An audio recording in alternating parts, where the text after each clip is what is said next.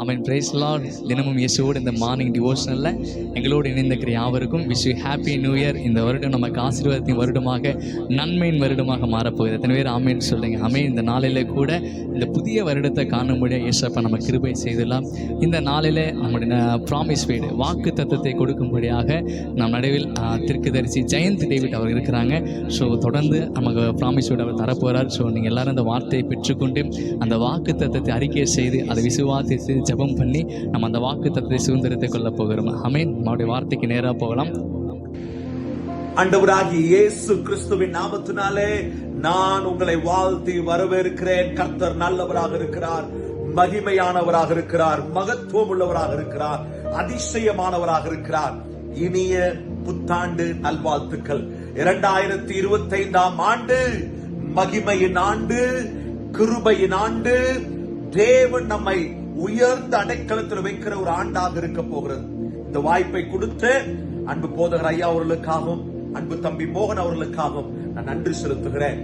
தேவனுடைய பிள்ளை இந்த யூடியூப் சேனல் மூலியமாக இதை பார்த்து உலகமெங்கும் பார்த்து கொண்டிருக்கிற கர்த்தருடைய பிள்ளைகளுக்கு இனிய புத்தாண்டு வாழ்த்துக்களை நான் அறிவிக்கிறேன். தீர்க்கதரிசி ஜெயந்த் டேவிட் உங்கள் முன்பாக. கர்த்தர் நல்லவராக இருக்கிறார். வேதத்துல ஒரு வசனம் இருக்கிறது. அந்த வசனத்தை நான் படித்து நான் உங்களுக்காக ஜெபிக்க விரும்புகிறேன். உபாகமம் புத்தகத்துல 28ஆம் அதிகாரம் 8ஆம் வசனம். In the book of Deuteronomy, the 28th chapter, the 8th verse. I will read it in English. அத தமிழில் நான் உங்களுக்கு சொல்றேன். The Lord shall command the blessings upon thee in thy storehouse. அழகாக ஒரு வார்த்தை இருக்கிறது. The Lord your God will command the blessings. Will command. கர்த்தருடைய பிள்ளையை கமாண்ட் சொல்றாங்க அந்த வசனத்துல. கட்டளை என்று சொல்றார். அப்போ இந்த ஆண்டு தேவன் கட்டளை கொடுக்க போகிறார் உங்களுடைய ஆசீர்வாதத்திற்காக. இந்த உலகத்தில் எப்படிப்பட்ட இருள் இருந்தாலும் சரி, தேவன் உங்களை வெளிச்சமாக வைப்பார். எப்படிப்பட்ட சவால்கள் இருந்தாலும் சரி, இந்த ஆண்டு தேவன் உங்களை மகிமைப்படுத்த போகிறார். தேவன் உங்களை கனப்படுத்த போகிறார். தேவன் உங்களை உயர்ந்த அடைக்கலத்தில் வைக்க போகிறார். அந்த வேதம் சொல்லி இருக்கிறது. The Lord will command his blessings upon thee. எவ்வளவு அழகா இருக்கு பாருங்களேன் வார்த்தை. The Lord will command the blessings. command சொல்லும்போது கட்டளை, அதிகாரம், வல்லமை. ஹல்லேலூயா. ஆண்டவர் சொல்றார் இந்த 2024 நீ ஒருவேளை சொல்லலாம், prophet brother, ஒரு சவால் நிறைந்த ஒரு ஆண்டாக இருந்தது. அநேக காரியங்கள் கண்ணீரோடு நான் விதைத்தேன். தேவனுடைய பிள்ளையே, இந்த ஆண்டு உன்னுடைய அறுவடையின் ஆண்டு ஆரம்பித்து விட்டது. கர்த்தருடைய அறுவடையின் ஆண்டாக மாற்ற போகிறார். உன்னை உயர்ந்த அடைக்கலத்திலே கர்த்தர் வைக்க போகிறார்.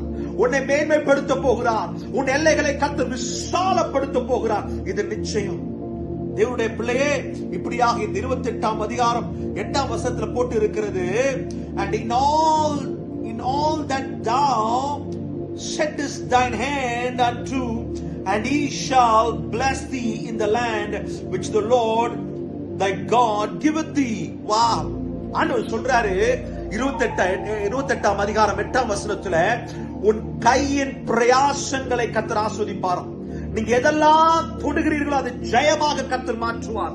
நான் மறுபடியும் சொல்லுகிறேன், நீங்கள் எதெல்லாம் தொடுகிறீர்களோ, எதெல்லாம் உங்கள் கரம் தொடுகிறதோ அதை கர்த்தர் ஜெயமாக மாற்றுவார். இந்த ஆண்டு தேவனுடைய பிள்ளையே, கடந்த ஆண்டு நீ தோல்வியை சந்தித்திருக்கலாம். ஆனால் இந்த ஆண்டு ஒரு ஜெயத்தின் ஆண்டு, மகிமையின் ஆண்டு, மேன்மையின் ஆண்டு, உயர்வின் ஆண்டு, கனம் பொருந்திய ஆண்டாக இருக்க போகிறது கர்த்தருடைய பிள்ளையே. உபாகமம் 28ஆம் அதிகாரம் 8ஆம் வசனம் இப்படியாக சொல்லி இருக்கிறது.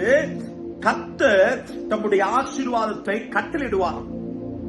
இந்த ஆண்டு தம்முடைய தூதர்களுக்கு கட்டளையிடுவார். உன்னை ஆஸ்வதிக்கும்படியாக, உங்களுக்காக யுத்தம் செய்யும்படியாக, உங்களுக்காக வழக்காடும்படியாக தேவ தூதர்கள் ஆயத்தமாக இருக்கிறார்கள். கர்த்தருடைய பிள்ளையே, பயப்படாதீங்க. இந்த மகிமையின் ஆண்டுக்குள்ளாக நான் உங்களை வரவேற்கிறேன். அநேக தேவ தூதர்கள் உங்களுக்கு ஆயத்தமாக இருக்கிறார்கள், உங்களுக்காக வழக்காடும்படியாக. வேதத்தில் ஒரு அழகான ஒரு வசனம் இருக்கிறது. குதிரைகள் யுத்த நாட்களுக்கு ஆயத்தப்படும், ஜெயமோ கர்த்தரால் வரும் என்று நாங்கள் பார்க்கிறோம். ஜெயத்தை கொடுக்கிற கர்த்தர் உங்களுக்கு முன்பாக கடந்து செல்வார்.